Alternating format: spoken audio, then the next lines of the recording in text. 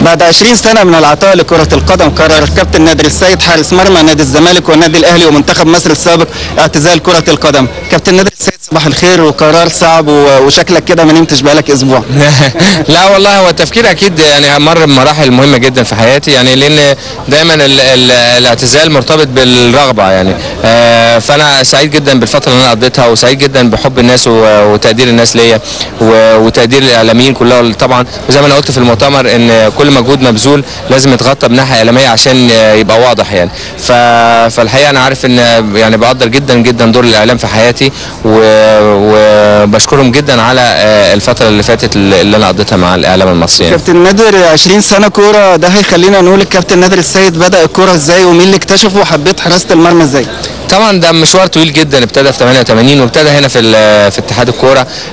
اول انضمام مع منتخب الناشئين مع كابتن سيد طباخ، واختارني كان كابتن طه بسري، وبعد كده كابتن سيد طباخ هو اللي استمريت معاه في المشوار ده. وطبعا مرورا بقى كان طبعا موجود الكابتن حازم كرم وقتها، وبعد كده مرورا بمنتخب الشباب مع كابتن ابو العز كابتن محمد علي الله يرحمه، وكابتن حسن مختار ليه طبعا مكانه كبيره جدا لان حققت معاه بطوله افريقيا للشباب وخدت احسن جول في افريقيا، وبعد كده كاس عالم في البرتغال، وبعدين دوره الالعاب الاولمبيه في 92 كان كابتن حسن مختار موجود معايا في الوقت ده. وطبعا بالنسبه للمنتخبات يعني في 92 كان كابتن حازم كرم في البطوله العربيه.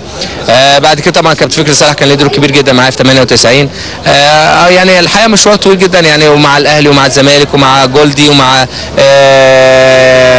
الاتحاد ومع المصري وبعد كده بروج واكراتيتوس اليوناني. انما البدايه كانت في النادي الصغير اللي انا ابتديت فيه في نادي الدرجه الثانيه في المنصوره، كان في تكرنس. كابتن نادر حشد جامد جدا من النجوم، بصراحه ما شفتوش في اي مؤتمر اعتزال ولا اي مؤتمر تكريم، ده يعني بيدل على حب النجوم كلها للكابتن نادر، ولا لعلاقه الكابتن نادر الاخويه والوثيقه اللي كملها الكابتن احمد حسن، ولا علاقه في الله اكتر من اي شيء؟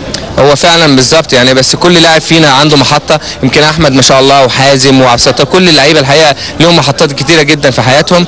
انما المحطه الاهم بالنسبه لنا كلها وبالنسبه لمصر كلها كانت في 98. عشان كده انا حبيت اكون حريص ان انا التكريم مش ليا في الوقت ده، بقى دلوقتي في نهايه مشواري مش تكريم ليا، لان الناس كرموني كتير جدا جدا جدا، جمهور كرمني كتير جدا جدا، اللعيبه كرمتني ان هي شاركتني ان انا اكون عندي اسمي في الكوره. انما ان شاء الله يوم الاعتزال هو ده يوم التكريم اللي انا هكرم الناس فيه، مش اللي هم هيكرموني.